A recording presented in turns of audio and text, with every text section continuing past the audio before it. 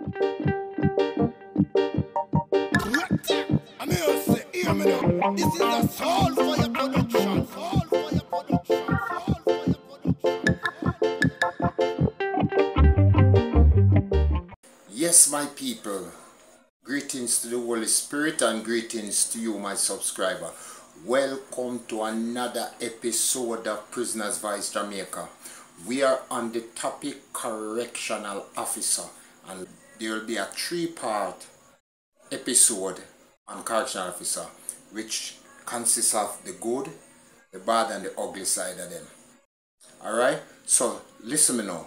You see, if you're a first-time viewer, please, may I ask if you subscribe. Support the thing, no man. Yeah, man. Support the thing, man, and click the notification bell so anytime I upload a video, you're the first, forget it. Please. Because this week we're going to talk about correctional officer is the bad side of them. Alright? Now, last week we defined what is correctional officer. A correctional officer, the bad side of them. Alright. Let me say we can define them. Our correctional officer function and how they behave. They are vindictive. They are lie. Lie bad. When we say lie, we are going to get into that. They are unfair. They are unjust. They play gods amongst the inmates. Okay? And what else? They are unconscionable. They are biased. And they are corrupt. So, most of these officers don't believe in a rehabilitation, nor recreation, nor empowerment. No. Why I say that is because of this. So for instance, a little recreational activity for go on like a football match, for go on like prison. You know what the officers do before the starting of that match or official unlock? They will search the 2 section. We are going to play football. If you have to go do exam, because I remember when I'm to do an exam, they frost out every inmate when they forgot to do the exam. So they always try to frost you, because me remember more than one officer said this. Inmate nothing better than officer. Yeah, man, so them not believe say you are to be empowered or achieve something. And many times I go through negative reaction with them. Whether to school, whether to church, whether to any work program, them always say when you're on the road, you do that. Them just don't believe in rehabilitation and recreation. So every time when I match, them just go frost the inmates them. And then the inmates them now get so frustrated they not in a mood to play a ball or play any sports or any game that the inmate themselves put on through the Department of Correctional. So yeah, they must approve it. But if an inmate come up with the ID don't come up with it. And that is why most of them, the officers, use the opportunity and exploit it. And stress you and frost you. Just by searching your cell the morning. So, that tell you this from a first-hand view, that I don't believe them believe in rehabilitation.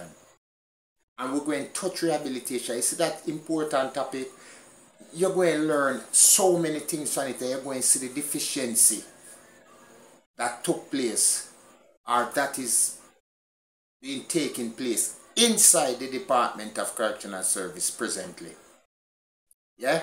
And that is why I believe and I talk, say the Department of Correctional service rehabilitating unit, all should step aside. All of them should go and give me the job.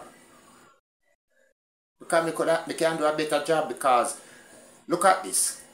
You can't say you're a rehabilitated inmate and every inmate will apply for parole. 100% of the applications that turns out to be unsuccessful is the cause of the inmate not rehabilitate. So that means the rehabilitating unit not working. It's not effective. But here, I can move on now because I want to touch some important thing here. So the bad side of officer, all them lie and corrupt and stick to cronyism. My first trial. My first trial in prison took place in May 1998, the year and the month when my father died. I got the news that my father died the morning, and the night they search the section. No, that is a breach of the Correctional Act. They are not supposed to search me cell at night. As me tell you from previous video, I did not know nothing about the prison system nor the law. That very night, them search me cell, yes, I may have some ganja stick in the cell. Me get some ganja stick it for boil, make tea. So them search it, find the ganja stick. Alright, so me in mourning, because my father died. So a double mourning that because me lose my pot, me lose my liquor hot plate, me lose my radio. Just because them find the ganja stick. Couple weeks after that, I was hauled to the superintendent office to answer for the ganja stick. Surprisingly, when me go up there, me hear the super read out a statement and also include a knife in the statement. So him ask me, how do I play guilty or not guilty? Now, remember them time me don't know nothing about the law. Him read a statement. Okay? So I said I'm guilty for the ganja stick but not for the knife. So they sent call the officer. Now the officer who searched my cell that day came and said that he searched the cell on the date given on the statement. He found the ganja stick and the knife. Now when the man says so, me frightened, me shocked because I said to myself, this man don't find the knife.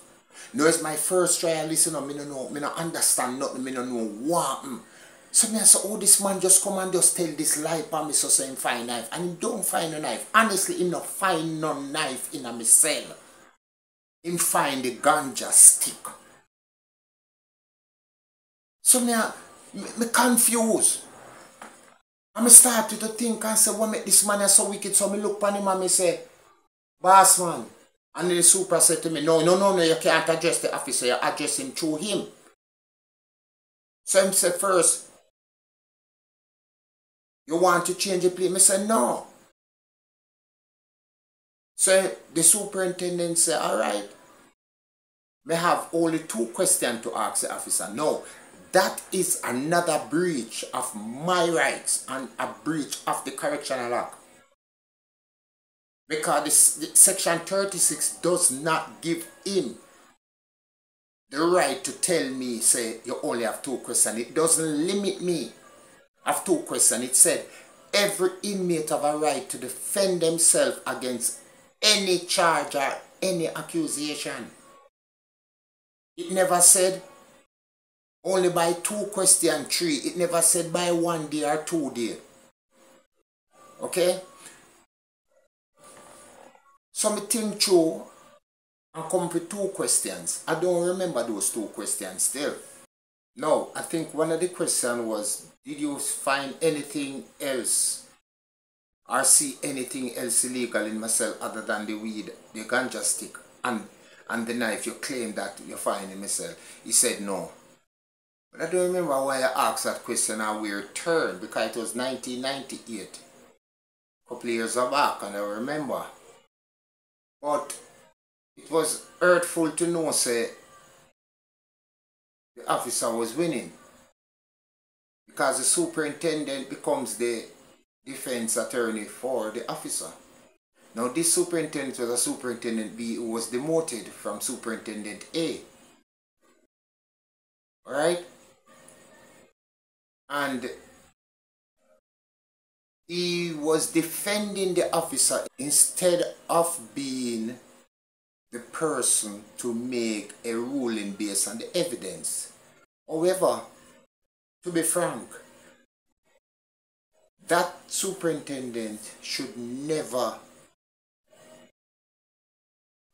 try me for the ganja stick and the knife, because the Correctional Act stated the superintendent A, once you get superintendent A, you have been officially ordained by the JG as a justice of the peace. Okay? He might be a justice of the peace, but he's a superintendent B. And there's no way he should have tried me for that weed stick and the knife. It's supposed to be a superintendent A. And I didn't know these things when it was happening. It's after I studied the law that governed the prison. We'll get to that. We're going to get to that. Honestly, we have to get to that. Because it's so much, it is so detailed that I have to get to that point quickly. However, let me continue. The superintendent found me guilty of both charges.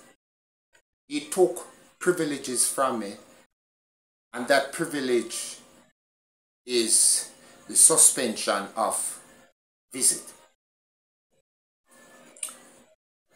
It was the most hurtful thing ever reached me, because I believe that a correctional officer, as I mentioned last week, that they are or they should be an upright public figure. But seeing how officers discriminate and degrade inmates, belittle them, downgrade them, call them dirty workhouse prisoner, and you see yourself as gods, and you bring yourself to a level to tell a lie upon that an inmate who you degrade so much, and if you tell a lie upon him, forget to win the case so that you can hear if you get promotion. Yeah, at that go on. At that go on at the system. So I said to myself, this can't happen to me again. It will never happen. So I started to relate it with some other inmates, and them say, my youth, I saw it go before you come, saw it go when you're there, and saw it go after you left. I say, well, it nah go so when me there, no more, because me no feel good about it. And this is just 4 years out of my sentence. Me have 16 years left. I say, no, me not going to tolerate this. Me not sit down and bite this. Who not bite this? Them say, you can't beat the system. I say, what you say me can't do? I beat the system? No, me as a person like this, you know, me don't believe in I can't. Me have faith, and me believe in, and me have hope. Me believe, say me I go beat them. Every inmate me go to them say, boy, you know, I can't win them, you know. But each time I go to an inmate and them say it, that push me, that drive me, and me say, yeah, me not believe in I can't. And me sit down and me did contemplate and the man and I say, Enzel, you nah go win them. I just saw you go. You have to just live with it. Me say, me nah live with it. Me nah live with it. Me tell you, it hurt me, man. Hurt me bad. Me feel it. You get me? Because me I look on it and say, can you imagine what other inmates go through? How them lose remission by lies. And when we check it out, yes, inmate lose remission by lies. You get me? And the wickedest thing about it, crony isn't take place in the prison. An officer we use witness in a case. And is the next officer going to be the witness. And that officer will come and tell lie for back up the arresting officer. I wonder if you understand me. So me did and me say, what the system? I decide to me go inquire more about this. So me say, what the system? And me realize what the system, persons who wear uniform. And even some who don't wear uniform, like politician and businessman. But police, warder, correctional officers, soldiers, nurse, doctor, fireman. Yes, security guard. And them are the system because here and now, them protect the institution where them working. Now, if a nurse might say, she know the system or him know the system, let me tell you this, it's system because if something went wrong at the institution where you work, and you know so the institution follow, and you have to go give a statement or the evidence, you have to give the evidence for the institution, not for the patient. Because you have to cover your skin. So them are the system. Alright? So it hurt me so bad. That's me say alright. Me start to observe them. So me say what the bigger head out of this fool. Okay? Politician. So me start to observe politicians. It took me about 2 years. Observe them. Until you see two of them at it. And when we see two of them at it, I observe it keenly until I see them go to court. And I say, hold on there. So I just catch one side and say, hold on there. Court. Court you no go. So the law is the weapon. Oh, so you use the law fight against one another. So I realize now, the weapon is the law. So I say, the weapon are the law. Alright? So I say, alright, I could see it going on. So I decide, alright, I'm going to write the public defender and get the laws that govern the prison and the officers and the inmates. So I wrote to the public defender asking him for these laws. A couple of weeks after, I was called to the superintendent office. Now, this is an ex-corruption. This is an ex-bad side of the correctional officer, and this time it was from the superintendent A, who should be the one to split justice, to be fair and balanced. He called me upstairs and he said to me, I got a document from the public defender to give you. However, you're not to get this document, you're not to have it. I said, what is the document? He said, the Correctional Act and the Correctional Rules. Then he started to say, it is illegal for me to have it. He talk some things where it don't make sense to me ears. Because all I was there thinking, said the public defender is an attorney.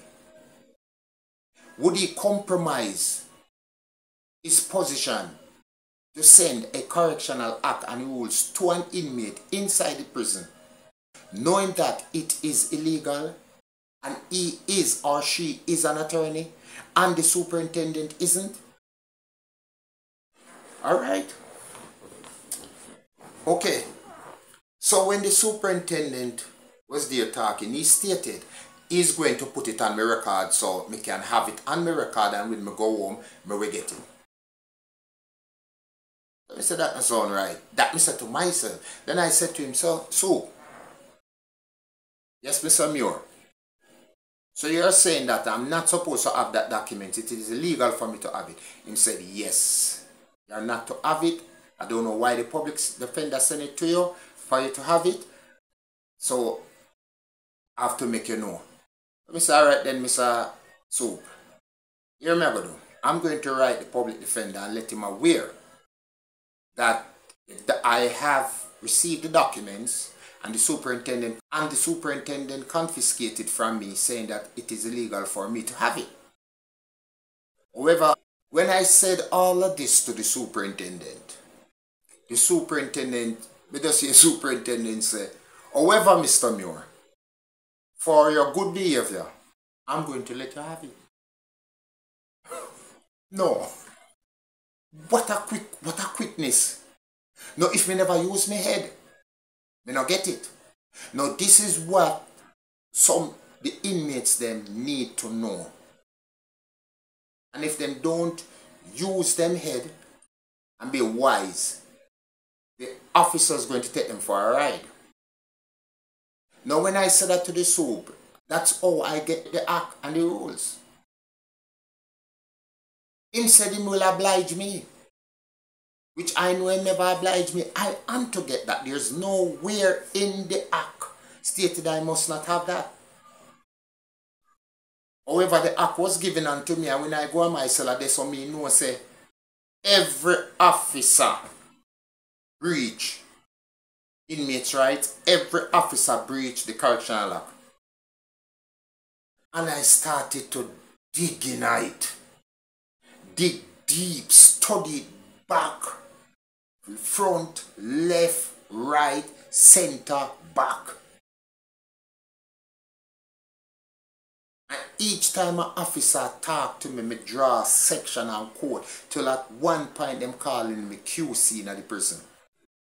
Indeed, they have never find me guilty in the prison again. As I said to you before, it will never happen. Them find me for phone. Them find me for cutting blade. When me say, I shouldn't say phone, phones. Okay?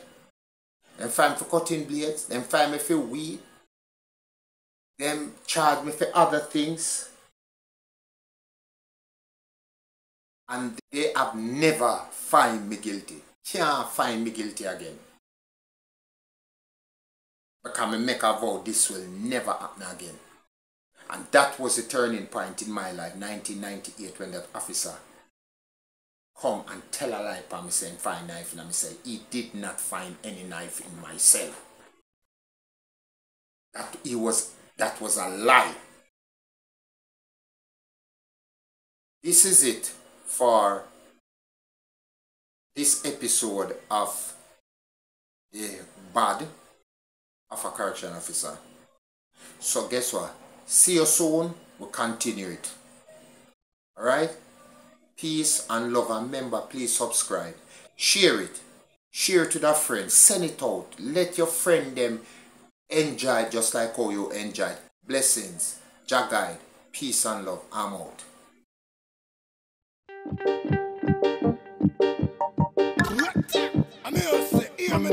This is a soul for your production.